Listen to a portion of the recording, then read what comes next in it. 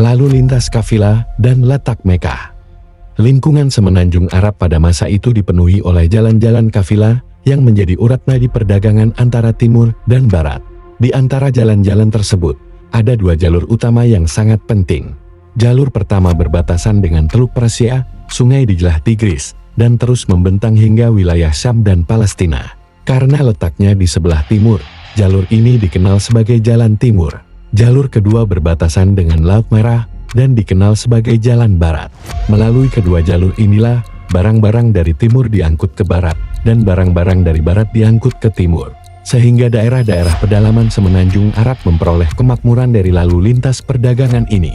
Namun demikian, lalu lintas perdagangan ini tidak serta-merta membuat bangsa-bangsa barat mengenal secara mendalam negeri-negeri yang dilalui jalur tersebut. Hal ini disebabkan oleh sulitnya medan yang harus ditempuh. Baik orang timur maupun orang barat, hanya sedikit yang berani mengarungi padang pasir yang luas dan tandus itu, kecuali mereka yang telah terbiasa sejak muda.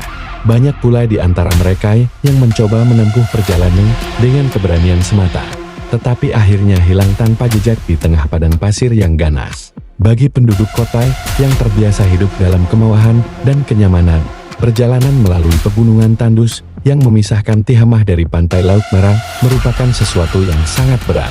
Jalan-jalan sempit dan curam harus dilalui, dan satu-satunya sarana transportasi yang dapat diandalkan hanyalah unta. Setelah melewati celah-celah pegunungan tersebut, para musafir akan sampai di dataran tinggi naik yang luas, yang sebagian besar terdiri dari padang pasir. Selain kondisi geografis yang berat, keadaan sosial dan politik di pedalaman juga berbeda jauh dengan kehidupan di kota-kota besar. Tidak ada sistem pemerintahan yang teratur yang dapat menjamin keamanan dan ketertiban umum.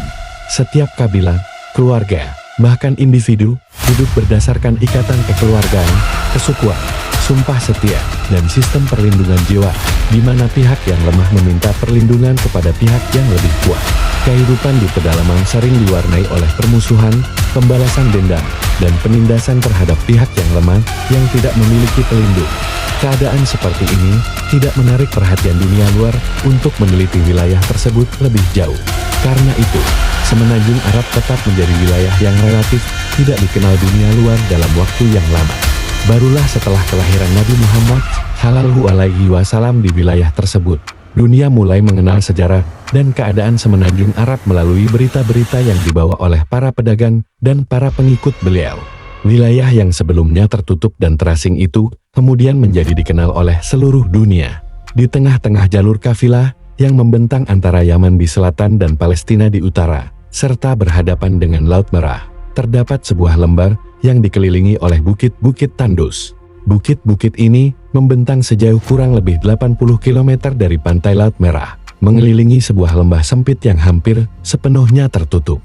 Lembah ini hanya dapat diakses melalui 3 jalur utama, yaitu jalur menuju Yaman di selatan, jalur menuju Pelabuhan Jeddah di pantai Laut Merah, dan jalur menuju Palestina di utara.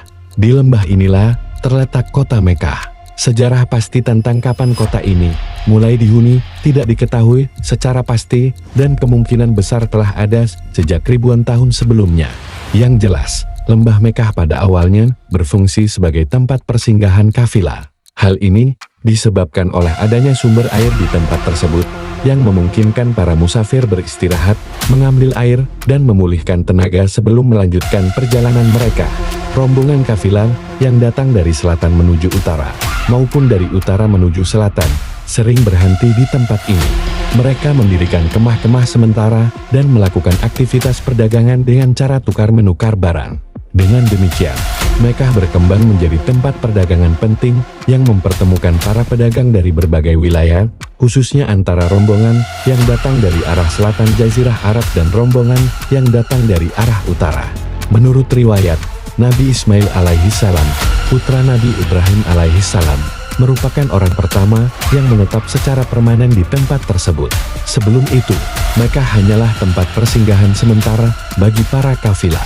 Seiring berjalannya waktu, tempat ini berkembang menjadi pemukiman tetap dan akhirnya menjadi pusat perdagangan penting di semenanjung Arab. Dengan letaknya yang strategis di tengah jalur perdagangan utama, serta adanya sumber air yang sangat berharga di tengah padang pasir, Mekkah tumbuh menjadi pusat pertemuan kafilah, pusat perdagangan, dan lainnya.